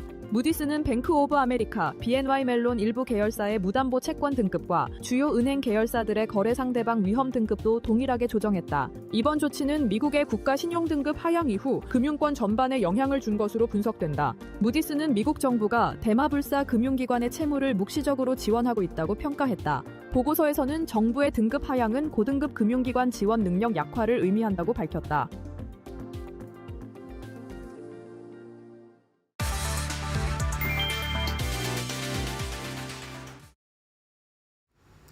네, 뉴욕 증시 마감 상황에 대해서 다시 한번 한눈에 짚어보도록 하겠습니다. 지난밤 뉴욕 증시 3대 지수 모두 하락으로 마감이 됐습니다. 주목할 만한 지표나 이벤트가 없었고요. 미 관세 협상도 진전은 없었습니다. 증시가 뚜렷한 방향성을 찾지 못한 채 흘러갔고 약세에서 마감이 됐는데요. 차익 실현 매물들 받아내면서 다우지수, 나스닥 지수, S&P 500 지수 모두 하락으로 마감됐습니다. 특히나 이 기술주의 조정이 좀 보였는데요. 기술주 M7 종목 가운데서 테슬라를 제외하고는 모두 다 하락으로 마감이 됐습니다. 알파벳이 1.52%, 엔비디아 0.88%, 그리고 메타가 0.52% 하락하는 모습이었고요. 테슬라가 선방을 했습니다. 테슬라는 일단 머스크 효과가 있었죠. 일론 머스크의 이 카타르 포럼에서의 이 발언으로 인해서 상승으로 마감이 됐는데요. 잠시 후에 조금 더 자세히 살펴보도록 하고요. 그 금이 또 올랐죠. 안전자산으로 주목이 받는 금 같은 경우에는 지정학적 리스크가 지속이 되면서 가격 상승이 뒷받침되고 있습니다. 그리고 WTI 지수도 지금 62.56달러로 됐고 0.2% 하락하는 모습을 보였습니다. 미국 이란 간 핵협상 그리고 러시아 우크라이나 휴전 관련해서 불확실성이 지속이 되고 있습니다. 약세 마감입니다. 자, 이어서 테슬라와 관련된 이야기들을 좀 해보겠습니다. 테슬라는 일론 머스크가 앞서 말씀드린 대로 카타르 포럼에서의 발언이 좀 주목이 되고 있습니다. 5년 뒤에도 내가 테슬라의 CEO가 될 것이다 라고 발언을 내놓았는데요. 이 부분이 그간의 정치적인 이 참여에 대한 많은 투자자들의 불안감을 좀 낮추었습니다. 불확실성이 해소가 되면서 테슬라 주가에도 영향을 주었고요. 호재로 작용을 했습니다. 그리고 최근 이 중국 보험 등록 건수 같은 경우에도 지난주 대비해서 260%나 상승을 했습니다. 이 부분도 투자자들의 안도감을 불러일으켰습니다. 켄터 피츠제럴드에서 투자 의견까지 내놓았는데요. 비중을 확대하라 그리고 목표 주가를 355달러를 유지 제시하면서 테슬라 모멘텀이 좀 더 강해지면서 주가가 상승으로 M7 종목 가운데서도 선방하는 모습이 나타났습니다. 자, 그리고 아래 보시면은 이 트럼프 대통령의 세금 법안과 관련해서 이슈가 계속되고 있습니다. 일단 이 테슬라 세금 법안에 트럼프 세금 법안과 관련해서 이 미국 연준 총재들의 발언이 좀 있었습니다. 미국의 무역 정책에 따른 성장이 있고 또 인플레이션이 악화될 우려가 있다라는 전망을 내놓고 있는데 먼저 클리브랜드 연준 총재죠. 베스 혜택이 전망을 내놓았는데 미국의 관세 정책이 미국의 성장을 둔화시킬 것이며 인플레이션이 높아질 가능성이 크다라고 간밤에 발언을 내놓으면서 이 미증시의 스태그플레이션 우려감을 높였습니다. 또한 알베르토 무살렘 세인트루이스 연준 총재죠. 이분 또한 이 장기 기대 인플레이션을 뒤흔들 수 있는 이 지속적 인플레이션 압력 앞에서 가격 안정이 우선시 되어야 된다. 그러니까 한마디로 지금은 인플레이션과 싸워야 된다라는 이 정부의 기조를 좀 투자자들한테 전달을 해야 된다라는 의도의 발언을 내놓기도 했습니다. 세금 법안 같은 경우엔 트럼프 대통령의 이 대표적인 일기의 입법 성과였는데요. 2017년 감세 조치를 연장하고 선거 유세 과정에서 공약했던 팁과 또 초과 근무수당 소득에 대해서 세금 감면 혜택을 주는 법안입니다. 이 부분을 조금 더 연장 확대하는 이 과정에서 여러 가지 논란이 있습니다. 네, 다음으로 기술주 보도록 하겠습니다. 네, 주요 기술주들 조금 더 자세히 살펴봅니다. 애플 하락했고요. 알파벳도 1%대 약세권에서 마무리가 됐습니다. 테슬라는 앞서 말씀드린 대로 올랐습니다. 모멘텀을 좀 보겠습니다. 구글과의 검색 엔진이 계약과 또 애플 스토어 수수료 관련해서 소송 리스크가 부각이 되면서 하락 마감했고요. 앞서 말씀드린 대로 테슬라는 여러 가지 모멘텀이 있었죠. 그리고 구글이 또 연례 개발자 회의를 가졌는데요. 여기서 생성형 AI를 대거 접목한 모델들과 관련해서 새 검색 기능을 발표를 했습니다. 이렇게 수학과 코딩 작업에 뛰어난 AI 모델인 이름이 제미나이입니다. 제미나이 프로 2.5 버전을 발표를 했습니다. 그럼에도 불구하고 기관 비중이 감소 리포트가 또 엇갈리기도 했고 또 여러 가지 다른 약세들의 악재가 작용이 되면서 2%대 하락 마감하는 모습 보였습니다. 네, 이어서 이 미국 증시 분위기가 이랬는데요. 오늘 국내 증시에는 좀 어떻게 반영이 될지 살펴보도록 하겠습니다. 조민재 앵커와 함께 하시죠. 밤사이 정말 많은 일들이 있었습니다. 자, 과연 이 뉴욕 증시에서 있었던 일, 국내 증시에서는 과연 어떤 파장으로 어떤 종목들이 움직일지 지금 바로 함께 체크해 보도록 하시죠. 가장 먼저 오늘 이 장 마감 후에 팔로알토가 실적을 발표했습니다. 1분기 매출 그리고 예상치 모두 상회하는 그런 어닝을 발표를 했지만요. 다만 아쉬웠던 점은 이 그로스 마진이죠. 총 이익률이 예상치를 삐끗하게 되면서 이 시간의 거래에서 약 4, 5% 정도 하락하는 흐름 나왔습니다. 이 팔로알토의 현재 실적을 다시 한번 증명을 해준 건 이 AI 보안 관련 섹터였는데요. 기존의 전통적인 네트워크 장비들은 다소 아쉬운 흐름 보여주게 되면서 현재 이 이글루와 안랩 그리고 파이오링크까지 관련주들 체크해 보시면 좋을 것 같네요. 자, 이어서 다음 이슈 만나보도록 하시죠. 두 번째 이슈입니다. 자, 이 태양광 관련주들 오늘 마찬가지로 다시 한번 상승하지 않을까 하는 그런 기대감 모아지고 있네요. 미국의 국제무역위원회죠. ITC가 동남아산 태양광 패널을 위협 수준으로 판단을 했습니다. 이 3명이 위협하다라는 그런 안건에 대해서 찬성을 발표하게 되면서 앞으로 동남아 태양광 패널 수입에 대해서 이런 고율 관세가 부과될 것이다. 이런 전망이 나오고 있는데요. 덕분에 수혜를 보는 건 당연히 우리 태양광 기업이죠. SK 이터닉스, 신성 ST, SDN 대명에너지 그리고 한화솔루션까지 최근 들어서 정책주뿐만 아니라 이렇게 미국에서까지 다시 한번 정치적인 이유로 부각되고 있는 이 태양광 그리고 신재생 에너지 관련주입니다. 자, 이어서 다음 이야기 만나보도록 하시죠. 다음 이야기입니다. 자, 계속해서 골든돔 관련주들 움직이지 않을까 하는 그런 강한 기대감 모아지고 있는데요. 드디어 공식 발표가 났습니다. 제가 오늘 오프닝 때 설명을 드렸다 싶을 그 당시의 타이밍만 하더라도 아직 공식 발표가 나기는 전이었거든요. 그런데 현재 이 트럼프 대통령이 이 공중에서 모든 것이 박살날 것이다. 굉장히 좀 섬찟한 말과 동시에 골든돔을 공식화했는데요. 지금 이 시각 LIG-넥스원, 현대위아, 그리고 한화시스템, 한화에어로스페이스, 마지막으로 HD 현대중공업까지 우주항공 특히나 방산 쪽 집중해서 보셔야겠네요. 자, 이어서 다음 소식 이어서 만나보도록 하겠습니다. 바로 보도록 할까요? 자, 미국 교통부 장관이 연방 차원의 이 획일화된 그런 자율주행차 규제를 새롭게 마련을 해야 한다. 사실 오늘 내일 나온 이야기는 아니죠. 이전부터 계속해서 반복되어 오던 논의긴 합니다. 그래도 간밤에 이 테슬라의 강세와 맞물려서 오늘 자율주행차 다시 한번 강세 시연하지 않을까 하는 기대감 모아지고 있고요. 퓨런티어, SOS랩, YJ링크, 스마트 레이더 시스템, 라이콤까지 주로 센서 관련주들 자율주행 관련해서 지켜보시면 좋을 것 같네요. 이어서 다음 만나보도록 하겠습니다. 다음 이슈입니다. 자, 트럼프가 이 엠파이어 윈드 1, 그렇죠. 풍력 에너지 관련해서도 다시 한번 우호적인 방향으로 이 선회하고 있는 모습 보여주고 있죠. 엠파이어 윈드 한마디로 풍력 발전 관련주입니다. 우리나라 증시에서도 이 SK 이터닉스, CS 윈드, 태웅, SK 오션 플랜트, LS 마린 솔루션까지 그동안 참 힘든 시간 보내왔었던 풍력 발전주들. 이번 기회를 삼아서 다시 한번 퀀텀 점프 도약할 수 있는 기회가 될까요? 이어서 다음 보도록 하겠습니다. 마지막 이슈입니다.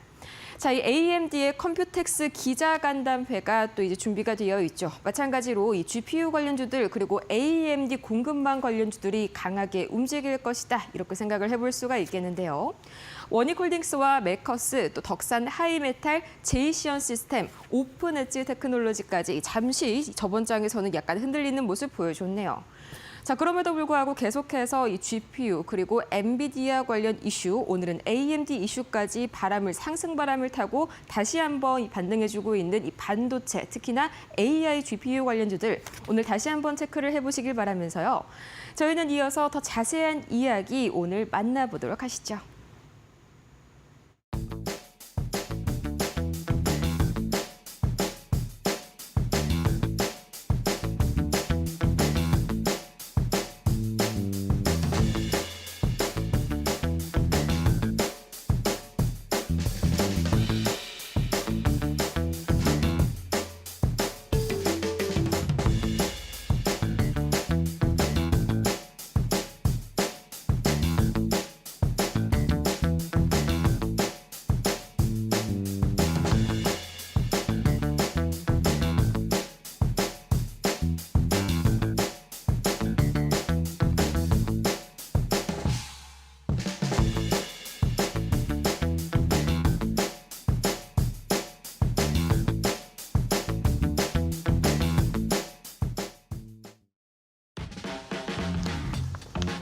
네, 여러분 밤새 편안하게 잘 쉬셨습니까? 5월 21일 수요일입니다.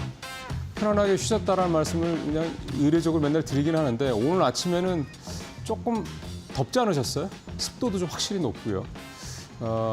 오늘 아침에 나오면서 저도 핸드폰으로 기사를 쭉 보는데 일본이 요즘에 그렇게 덥답니다. 그래서 때이른 더위, 그다음에 장마가 좀 일찍 왔다고 그러고, 그리고 우리도 좀 덥죠. 사실 5월 중순 좀 넘어가면 덥죠. 더운 건 맞는데 습도가 높아가지고 아마 더위를 평소보다 좀 더 빨리 느끼시고 더 크게 느끼시는 게 아닌가 그런 생각 듭니다.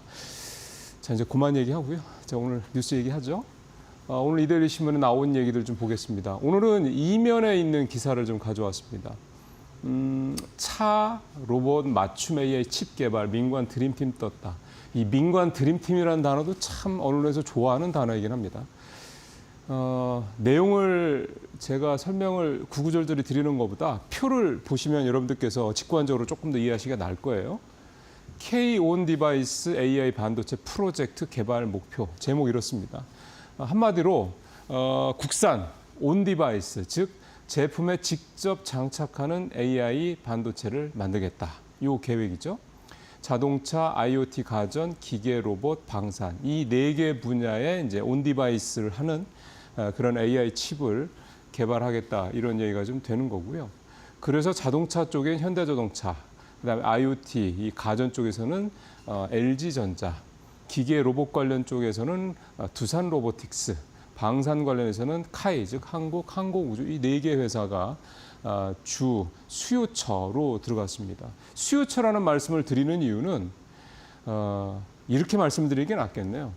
민관합동 드림팀까지 만든 이유가 뭘까요? 우리는 결국 이 생태계가 만들어지지 않다라고 봐야 될 것 같습니다. 요즘에 대만에서 컴퓨텍 2025 행사 열리고 있죠. 작년만큼은 안 해도 올해도 사실 화제가 되고 있고 또 여기서 나오는 얘기들이 우리 시장에서 관련 주의 주가 상승으로 이어지고 있습니다. 그러니까 영향력 있다 이런 얘기가 좀 되는 거죠. 근데 아마 올해 작년 대비해서 저만 그러지는 않을 것 같은데요. 많은 분들이 아마 공통적으로 느끼는 게 참 부럽다는 걸 겁니다. 그 부럽다라는 게 뭐냐면 전순왕 엔비디아 CEO를 비롯해서 TSMC 대표, 그다음에 폭스콘 대표, 뭐 미디어텍 대표, 뭐 줄줄이 뭐 얘기 다 할 필요도 없죠. 다 대만 회사들인 거죠. 또 대만 사람이 미국에 설립한 회사들. 근데 얘네들이 막 서로 얘네들이라고 좀 그런가요? 하여간 어깨 동무하고 막 이거 하고 막 이렇게 서로 막 이렇게 춤추 막 이래요. 되게 보기 좋은 거죠. 그 인위적으로만 할 수는 없을 겁니다. 서로 정말 꼭 서로들에게 필요한 회사들이기 때문에 그렇게 서로 친하기도 할 거고, 뭐 같은 대만 사람이라는 걸 떠나서 서로 이해관계가 좀 맞아 떨어지는 거죠. 그러다 보면 친해지는 거죠. 또 그러고 저녁에 또 고량주 한 잔 마실 거고. 그러니까 이게 뭐냐면 생태계인 겁니다. 우리는 이런 생태계가 현재 조금 없는 건 아닌데 약하죠. 그러니까 얘네들은 서로 이렇게 어떻게 보면 서로 파트너 개념으로 이 생태계가 조성이 돼 있다라는 측면. 이게 이제 엔비디아가 만든 AI 반도체 생태계라고 볼 수가 있는데 이게 이제 대만하고도 그대로 연결이 되는 거죠. 그러니까 물론 겉으로 봐서는 뭐 그러니까 하청업체와 이제 뭐 공급업체 뭐 이런 개념일 수 있습니다. 근데 이게 사실은 하청한다고 해도 TSMC나 폭스콘 같은 회사는 단순한 하청업체가 아니라 슈퍼의리죠. 없으면 안 되는 회사들입니다. 그러니까 단순한 납품업체 개념이 아니고 이게 위아래 이 하이라키 개념, 수직 개념이 약한 거죠. 우리는 반도체 소부장 회사들이 좀 그게 아직도 좀 있죠. 위기질서, 이 수직 개념이 좀 있는 거죠. 이게 이제 미국의 생태계와 한국의 생태계, 아니 미국이나 대만의 생태계와 한국의 생태계가 조금 다른 점을 볼 수가 있겠는데 저는 이 AI 온 디바이스 AI 반도체 프로젝트 뭐 하겠다 할 때 뭐 민관 드림팀 뭐 이런 표현보다도 사실은 이게 이제 우리 쪽에서도 이 생태계를 만들려고 하는 거구나라는 그런 느낌을 좀 강하게 받았습니다. 왜냐하면 여기에 좀 이를테면은 이제 AI 반도체를 설계하는 팹리스 업체들이 메인이고, 그다음에 좀 전에 말씀드렸던 이런 우리가 흔히 아는 이런 대형 회사들이 이제 수요처가 되는 거거든요. 수요처는 지금 그런 자기들한테 꼭 맞는 맞춤형 AI 칩이 없기 때문에 수입을 합니다. 반면에 우리 팹리스 업체들은 최근에 필요해서 AI가 그나마 좀 각광을 받고 있긴 합니다만 이 팹리스 업체 설계하는 회사들 같은 경우는 수요처가 없는 겁니다. 왜냐하면 너무 작으니까 우리나라 큰 회사들이 제대로 어떻게 믿고 우리 제품에다가 반도체를 발주를 해 이렇게 얘기가 되는 거죠. 그래서 그거를 중간에서 정부가 나서서 사실 진작에 했어야 될 일이죠. 어쨌든 지금 뭐 늦었다고 하더라도 어쨌든 늦었다고 할 때가 제일 빠른 거라고 하니까 해서 이제 이 필요한 그러니까 이 팹리스를 설계를 해서 이제 뭐 파운드리에서 이제 삼성이나 해서 만들겠죠. 이제 그 중요한 건 설계니까 해당 회사가 꼭 필요로 하는 그런 반도체, AI 반도체를 설계를 해줄 팹리스 업체, 그다음에 그 반도체가 필요한 이 수요처인 뭐 자동차 회사, 가전 회사, 그다음에 뭐 방산 이런 기계 회사 이런 데까지 로보틱스 회사까지 이제 합쳐져서 이제 이걸 만들겠다. 아마 근데 굉장히 빨리 잘 진행이 될 수도 있을 것 같습니다. 잘 큰 문제만 없으면.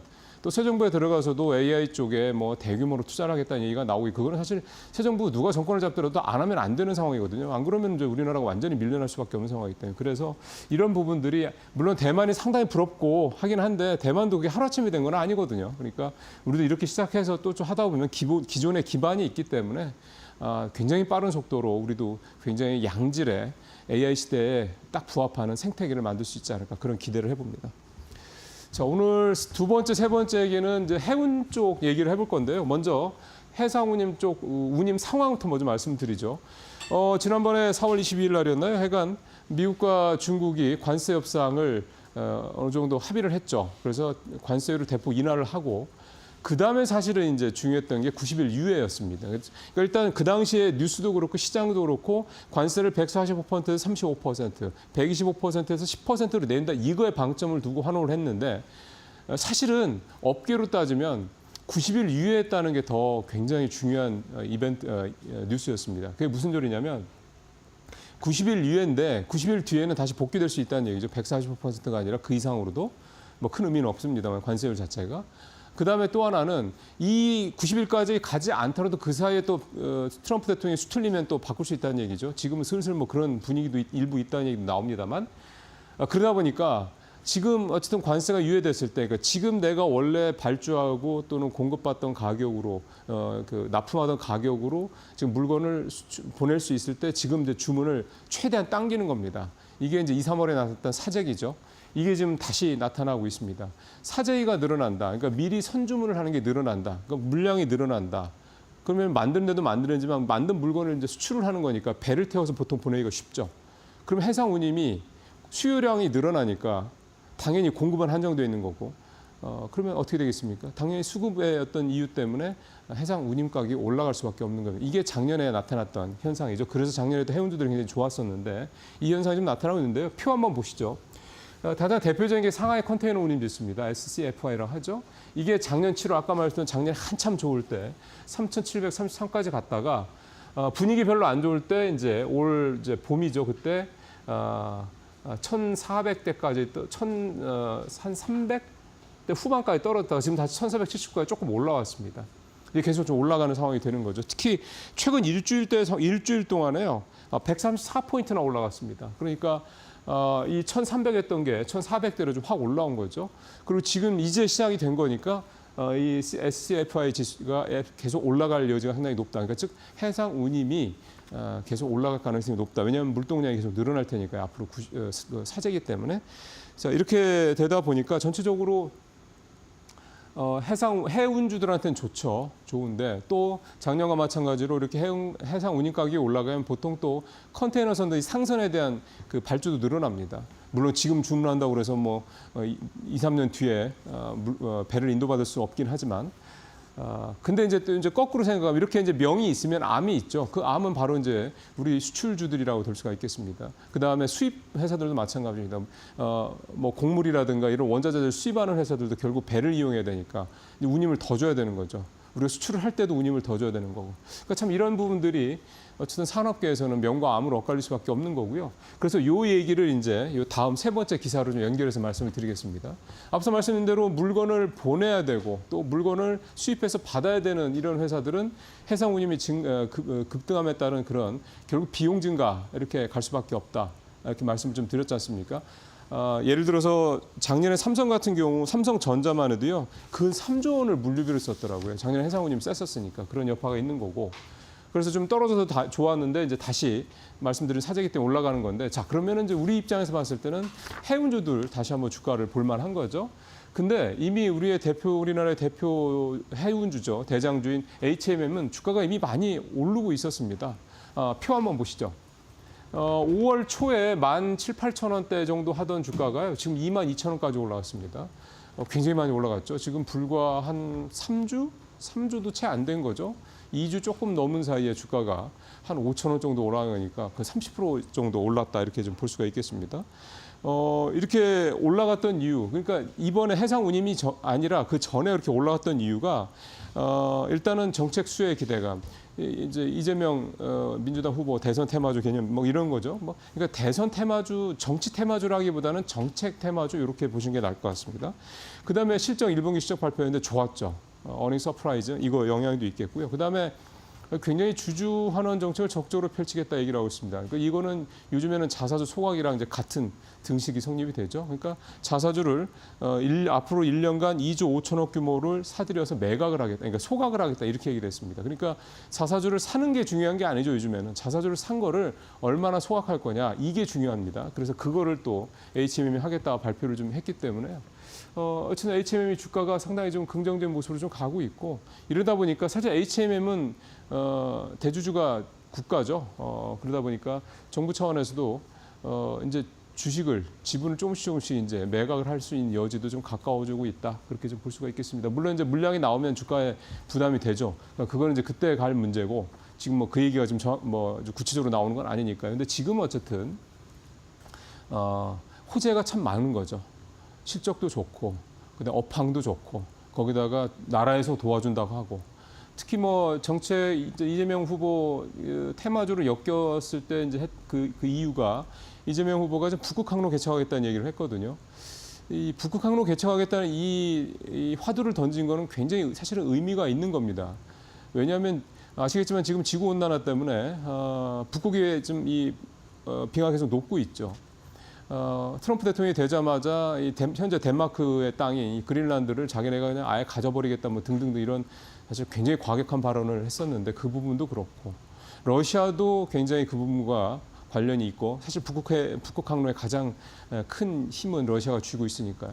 그다음에 얼마 전에 트럼프 대통령과 푸틴 러시아 대통령 간의 이 정상회담을 했을 때 그 주요 의제도 많이 알려지진 않았지만 북극 항로에 대한 얘기가 분명히 있었을 겁니다. 어차피 북극 항로와 로코를 봤을 때 가장 힘을 쓸 수 있는 데가 두 나라인데 두 나라가 이거를 뭐 치고받고 해가지고 서로에게 도움될 게 없으니 여기서 잘 한번 우리가 서로에게 윈윈이 되는 그런 이익 구조를 만들어가자 뭐 그런 얘기 했겠죠. 뭐 그냥 만나서 뭐 우크라이나 얘기만 했겠습니까? 그러니까 그러다 보니까 이 북극 항로의 중요성이 굉장히 큰데 우리가 얼마나 인발부를 할 수 있을지는 모르겠습니다만 적어도 조선 강국이 우리를 입장에서 때는 쇠빙선 시장에 있어서는 우리한테 또 큰 시장이 열릴 수 있다는 점 이런 점들을 봤을 때 이런 조선 쪽 그다음에 또 하나가 북극 항로를 이용하게 되면 시간도 굉장히 줄이고요. 그만큼 비용, 연료 이런 거 굉장히 줄이게 됩니다. 그래서 그런 부분에서 이제 우리 해운주들한테도 해운사들한테도 굉장히 중요한 얘기가 되기 때문에 이런 북극 항로에 대한 얘기, 이 얘기는 이제 화두가 나왔으니 앞으로 계속해서 좀 워치를 하실 필요가 있고요. 관련돼서 러시아나 미국의 움직임도 좀 꾸준히 보실 필요가 있겠습니다. 자, 오늘 마지막 기사는 이제 가상자산 얘기인데요. 짧게 하겠습니다. 우리 가상자산 투자하시는 분들 1,000만 명 육박을 했고요. 해외로 빠져나가는 돈이 13조 원이다 이런 얘기입니다. 표 한번 보시죠. 가상자산 사업자에 대한 실태조사 결과인데 여기에 이제 아주 요약돼서 잘 나와 있습니다. 하루 평균 거래 대금이 작년 상반기에 비해서 작년 하반기에 7조 원을 넘었고요. 원화 예치금 10조 원 넘었고요. 시가총액도 107조 원화 됐어요. 거의 2배 이상 늘었죠. 2배 가까이 늘었죠. 그리고 거래 이용자가 이렇게 한 30% 늘었고 가장 많은 연령대는 역시 30대가 제일 많고 근데 사실 대부분은 970만 명 중에 3분의 2는 100만 원 미만, 50만 원대 뭐 그러니까 소액으로 하시는 분들이 사실 대부분이고요. 뭐 1억, 10억 이렇게 되는 분들은 사실 그렇게 많지는 않습니다. 1억 이상 투자하시는 분이 21만 명. 이게 6개월 전에 비해서 11만 명이 늘어서 2배 이상 늘은 거죠. 10억 이상 투자자도 10,000명을 돌파해서 3배 이상 늘었는데 어쨌든 트럼프 대통령이 뭐 계속 뭐 그 가상자산 얘기를 했고 그런 부분들이 좀 작용을 했다 좀 볼 수가 있겠고요. 이제 제가 마지막으로 드릴 말씀은 근데 앞서 보셨던 이 돈들이요 사실은 어떻게 보면 이제 국내에 있는 다 돈들인 거잖아요. 이게 이제 국내에서 사실은 주식에 들어가거나 부동산에 들어갈 수 있는 돈들인데 이 돈들이 이제 가상자산에 또 그만큼 이제 쪼개져서 들어갔다는 얘기가 되는 거고 또 이게 또 해외로 빠져나오고 있지 않습니까? 그러니까 결국은 이제 어떻게 보면 수급적인 측면에서 국내 주식시장한테는 별로 그렇게 좋은 재료는 아니다 이렇게 봐야 될 것 같습니다. 근데 아마 이제 점점점 더 이 수치가 늘어날지 줄어들지는 않지 않겠냐 이렇게 생각이 좀 됩니다. 네, 뉴스브리핑 마치겠습니다.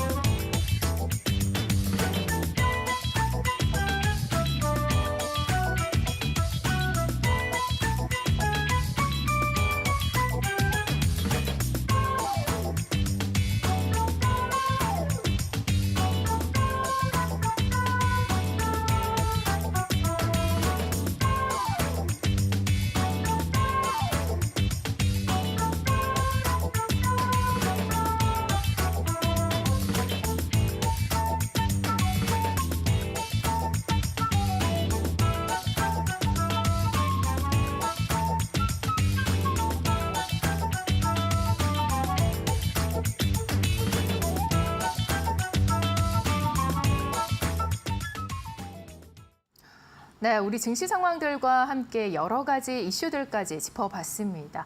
자, 그렇다면은 이러한 상황들이 우리 국내 증시엔 또 어떤 영향을 미칠지, 앞으로 글로벌 증시는 어떻게 흘러갈지 좀 시장에 대한 분석을 들어볼 시간인데요. 오늘은 이경수 하나증권 수석 연구위원님 나와주셨습니다. 위원님 안녕하세요. 네, 안녕하세요. 네. 간밤 글로벌 증시에서는 좀 지표도 없고 이벤트도 없고 좀 주목할 만한 것들은 특별히 없었던 것 같습니다. 숨고르기 장세가 펼쳐졌는데요. 좀 어떻게 보고 계신가요? 네, 일단은 지금 이제 미국 증시를 저는 이제 바라보는 관점이 일단 미국 실적이 가장 중요하다고 생각을 하고 있습니다. 근데 지금 여러 가지 뭐 관세에 대한 어떤 우려도 있고 센티먼트 상당히 좀 좋지는 않지만 기본적으로 미국의 실적, 분기별 실적 증가율은 계속해서 좀 높아지고 있는 우상향하는 그런 움직임을 보이고 있습니다. 근데 이제 문제는 사실은 실적은 우상향 곡선을 저희는 이제 뭐 올해 내년까지는 계속 이어질 수 있다라고 보고 있습니다.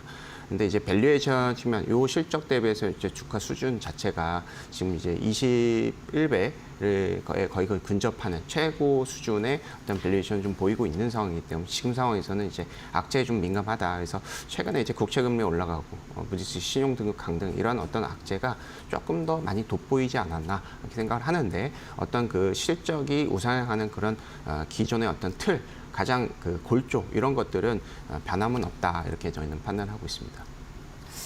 네, 그렇다면은 이 주말에 무디스 신용강등 소식이 나왔잖아요. 이 부분이 이제 어제장 증시 말고 그제장 증시에 좀 반영이 안 되었던 것 같습니다. 그 부분이 좀 반영이 된 건지 불확실성이 해소가 된 건지 이런 부분들이 좀 궁금하거든요. 이 증시가 6일 연속해서 상승하다가 숨고르기 한 이유 어떻게 해석을 좀 하실까요? 예, 일단은 뭐 말씀드렸던 것 같이 이제 시장 참여자들 자체가 그냥 관망으로 보고 있는 것 같습니다. 그리고 지금 핵심 지표는 뭐 주식도 중요하지만 미국 채권 금리가 가장 중요할 것 같아요. 아무래도 지금 미국 신용등급이 강등이 되었다라는 것 자체가 기본적으로 미국의 어떤 신뢰성이 좀 떨어질 수 있다라는 그런 어떤 상징적인 어떤 움직임으로 보일 수도 있을 것 같습니다. 그리고 미국의 어떤 그 기준금리가 인하가 좀 미뤄진다라는 그런 이슈도 될 수가 있겠죠. 그래서 어떻게 보면 이제 미국의 그 금리가 올라간다라는 것은 이제 뭐 아니면 돕니다. 기본적으로 금리가 올라간다. 경기가 좋을 때는 사실 금리가 올라가는 것이 어떻게 보면 미국 경기에 대한 어떤 그 자신감 이런 것들로 반영이 될 수 있겠지만 이렇게 전체적인 불확실성이 좀 높을 때는 안전자산 선호로 반영이 될 수가 있겠죠. 그래서 지금 이제 핵심적인 것은 미국 국채 금리인데 국채 금리가 좀 올라가고 있다라는 측면. 근데 반면에 트럼프 대통령이 원하고 있는 달러 인덱스는 하락을 하고 있는 상황이기 때문에 기본적으로는 중장기적인 어떤 실익을 챙기지만 단기적인 어떤 그 센티먼트는 조금 이제 내어주는 그런 형국으로 저희는 판단을 하고 있습니다. 그래서 지금 상황은 미국이 과연 이 신용 등급 강등과 이제 어떻게 보면 예산안 이런 것들이 어떻게 통과될 수 있는지 약간 좀 정치적인 영역이라고 볼 수가 있겠죠. 펀더멘털 외적인 영역입니다. 이런 것들이 어떻게 이제 잘 풀어나갈 수가 있는지에 대해서 투자자들은 조금 이제 관망하는 자세를 취하고 있다. 그런 것들이 어떻게 보면 숨고르기의 어떤 핵심적인 이유가 되지 않았나 이렇게 생각을 하고 있습니다. 네, 경제를 증시 하나만으로 볼 수 없고 정치적인 이제 리스크도 생각을 해야 된다 이렇게 말씀을 해주셨는데 재정과 또 장기 국채 수익률 리스크가 부각이 되고 있잖아요. 또 트럼프 감세안 같은 경우에 이 미국 하원의 예산위원회를 통과를 했는데 사실상 이 본회의까지 남아 있는 상황입니다. 앞으로 좀 난항이 예상되나요? 예, 그렇습니다. 일단은 이제 하원 의원들 안에서도 사실 이제 강경파가 있을 수가 있겠죠.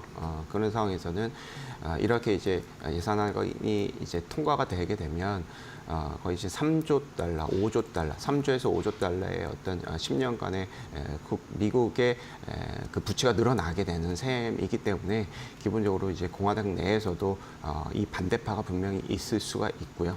그리고 있다라고 저희는 이제 기사로 저희가 이제 봤습니다. 그리고 가장 중요한 건 이제 상원이죠. 상원은 전원 이제 반대를 하고 있는 상황이기 때문에 상원 통과가 될 수가 있을지에 대한 여부 그리고 이에 대한 트럼프의 어떤 트럼프의 어떤 그 의사 결정은 약간 좀 이제 겁을 주면서 이쪽으로 이제 가게끔 하는 컨셉이잖아요. 그래서 그런 측면에서 어떤 이제 코멘트로 투자자들이 약간 조금 이제 소위 얘기해서 좀 이제 얼어붙을 수 있다라는 측면으로 볼 수가 있겠습니다. 그래서 지금 이제 핵심적인 포인트는 서두에서 말씀드렸다시피 이런 정치적인 어떤 이슈라든지 이런 것들이 상당히 조금 현재 상황에서는 불안감을 좀 야기를 시킬 수밖에 없는 요인이다. 다만 이제 좀 전에 말씀드렸다시피 가장 핵심적인 것은 미국의 우상향하는 실적이기 때문에 이런 것들에는 큰 영향은 없습니다. 오히려 감쇄를 하게 되면 또 펀더멘털이 개선이 될 수가 있거든요.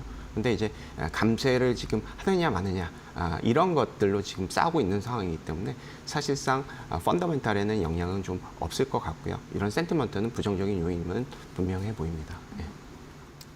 네, 앞서서도 이제 제가 방송을 할 때 이 클리브랜드 연준은행 총재 발언에 대해서 좀 말씀을 드렸었습니다. 이 스태그플레이션 우려감이 나온다라고 말씀을 해주셨는데 이 관세 불확실성을 9월까지로 일단 잡고 있습니다. 그러나 제 생각에는 좀 9월이 과연 금리 인하가 가능할지에 대한 부분도 사실은 저희가 아직까지는 좀 확신할 수 없다라고 보여집니다.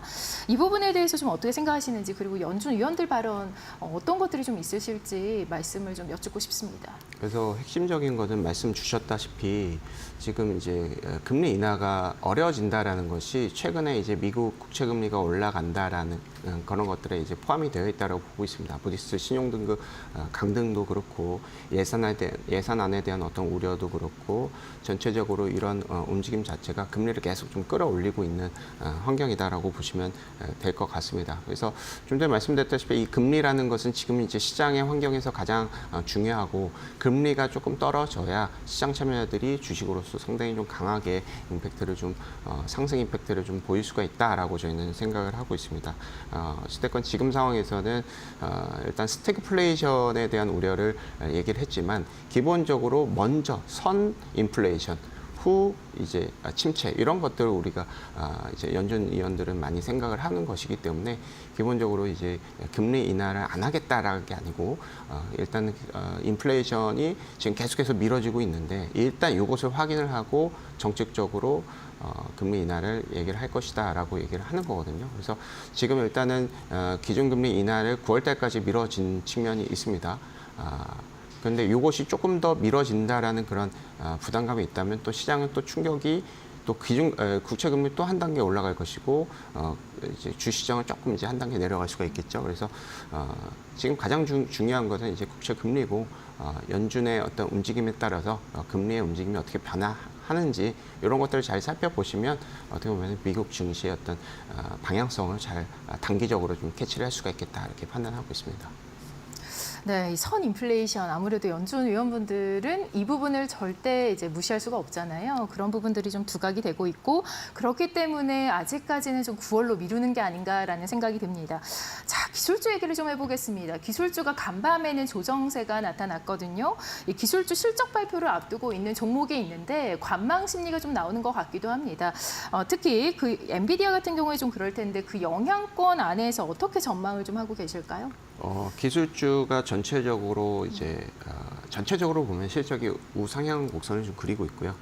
다만 이제 기술주 안에서도 이제 반도체 업종 같은 경우에는 이 모멘텀이 상당히 좋았다가 조금 완화되는, 그러니까 이익 하향 조정은 절대 아니고요. 네. 이익이 상향 조정의 폭이 이쪽에 사람 투자자들의 어떤 기대감이 있죠. 이 가속도가 계속 이어져야 된다는 그런 기대감이 있지만 기본적으로 지난 실적도 그렇고 이번 실적도 그렇고 이 실적 그 기존의 어떤 가속도는 지키지 못할 것 같습니다.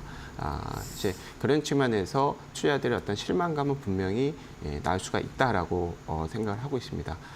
이제 반도체 같은 경우에는 사실 이제 기술주 안에서 가장 이제 비중이 크고 투자들의 관심이 상당히 좀 강하고 최근에 상당히 좀 성장 가도가 좀 가팔랐던 그런 업종이기 때문에 투자들의 약간 단기적인 어떤 실망은 분명히 있을 수가 있겠다 이렇게 생각합니다. 다만 이런 이 추세가 이제 꺾였다라기보다는 기존의 어떤 이 모멘텀이 가속도가 엑셀레이터를 조금 이제 많이 받다가 조금 이제 느슨하게끔 하는 그런 환경적인 어떤 요인이 있었다 이렇게 판단하면 더 좋을 것 같고요. 이제 기술주 안에서 이제 반도체만 있는 것이 아니죠. 하드웨어도 있고 소프트웨어도 있는데 소프트웨어가 하드웨어 같은 경우에는 계속 기존의 어떤 이 모멘텀이 좀 오히려 좀 확대가 되는 측면이 좀 있습니다. 이제 소프트웨어라고 한다면 뭐 이제 마이크로소프트 이런 기업들이 될 수가 있고 하드웨어 같은 경우는 지금 뭐 애플이라든지 이런 쪽이 있겠죠. 그래서 이런 쪽에 대한 실적이 어느 정도 이제 뒤에 이제 뒷받침되어 있기 때문에 나스닥 전체적인 어떤 움직임은 포트폴리오가 상당히 좋다라고 생각을 하고 있습니다. 그래서 엔비디아 이때 실적 시즌 전후에 어떤 이제 기술주의 어떤 단기적인 변동성이 있을 수는 있겠지만 이것도 어떻게 보면 잘 이제 어떻게 보면 타개할 수 있는 그런 이벤트, 그런 이슈가 분명히 있을 수가 있겠다 이렇게 판단하고 있습니다. 네, 이렇게 완벽하게 뭐 무너진다 이렇게 느껴지지가 않는 이유가 아무래도 이 균형 때문이 아닐까 싶습니다. 혹시 그 위원님 보시기에 실적이 아쉬운 걸까요? 아니면 시장의 기대감이 좀 큰 걸까요? 기대감이 너무 큰 것 같고요. 지금 엔비디아 같은 경우에는 이제 네. OP 마진이 90%잖아요. 그래서 이제 더 이상 이게 이제 100%가 될 수는 없고 네. 모든 매출을 모두 다 순이익으로 이제 할 수가 없는 부분이기 때문에 기본적으로 이제 데이터 센터라든지 AI에 대한 수요가 늘어나는 그런 이제 속도가 계속 우상향만 그릴 수는 없을 네, 것 같습니다. 일부 좀 떨어질 수는 있겠고 그리고 최근에 이제 중동하고도 AI 관련한 어떤 이제 협약도 많이 맺었잖아요. 그러면서 중동에서 AI 수요가 분명히 있을 수 있고 그리고 뭐 동남아도 있을 수도 있고 뭐 이미 중국은 많이 했고 뭐 유럽도 상당히 좀 많이 할 수도 있고 그런 측면에서 봤을 때는 AI 뭐 팩토리라든지 어떤 이제 뭐 전력 기기에 대한 수요는 분명히 있을 수가 있겠다. 이것은 저는 단기간에 끝나진 않을 것 같고요. 적어도 한 10년 이상 이런 흐름이 이어질 것으로 보고 있고 이런 것들이 시장의 어떤 컨센서스이기 때문에 기본적으로 이런 단기적인 어떤 부담감은 약간 좀 물론 이제 이 엔비디아를 완전히 이제 뭐 $10, $100부터 보유했던 분들 같은 경우는 일부 이렇게 많이 급등했던 상황에서는 일부 이제 차익 실현을 할 수는 있겠지만은 그렇지 않고 뭐 이제 추세적으로 우리가 이제 중장기적으로 본다라는 측면으로 본다면 사실상 우리는 좀 오히려 주가가 떨어지게 되면 이게 좀 기회가 될 수가 있을 것이다. 이렇게 판단을 하고 있습니다. 네, 기회가 될 수도 있다라고 말씀을 해주셨습니다. 최근에 이 컴퓨텍스 젠슨왕 엔비디아 CEO의 연설에 좀 많은 분들의 분석이 좀 나왔습니다. 새로운 것이 없다라고 말씀하시는 분들도 계셨는데요.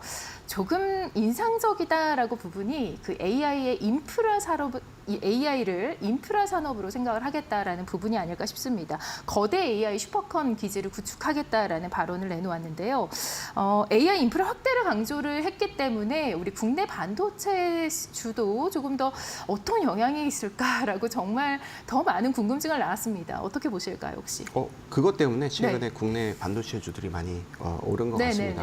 아무래도 이제 한국의 반도체 쪽은 이제 AI의 완전품을 갖다가 이제 판매한다기보다는 AI의 이제 핵심 칩이라고 보면 전체. HBM을 이제 공급하는 이런 중간재를 공급하는 입장에서 전체적인 사이클이 올라갈 때 수혜를 보고 그 사이클이 완화될 때는 조금 이제 수요가 완화되고 아무래도 이런 완제품을 판매하는 엔비디아라든지 이런 쪽보다는 OP 마진이 이제 그 영업이익률이 낮을 수밖에 없겠죠. 그래서 기본적으로 지금 전체적인 뭐 이제 젠슨왕이라든지 IT 기술주들이 미국 기술주들이 이렇게 전체적인 투자라든지 이런 것들을 좀 늘릴 때 수혜를 보는 측면이 분명히 좀 있습니다. 그래서 이런 기대감은 일단은 한국의 반도체 어떤 실적 추정치 상향에 상당히 좀 의미가 있을 것 같고요.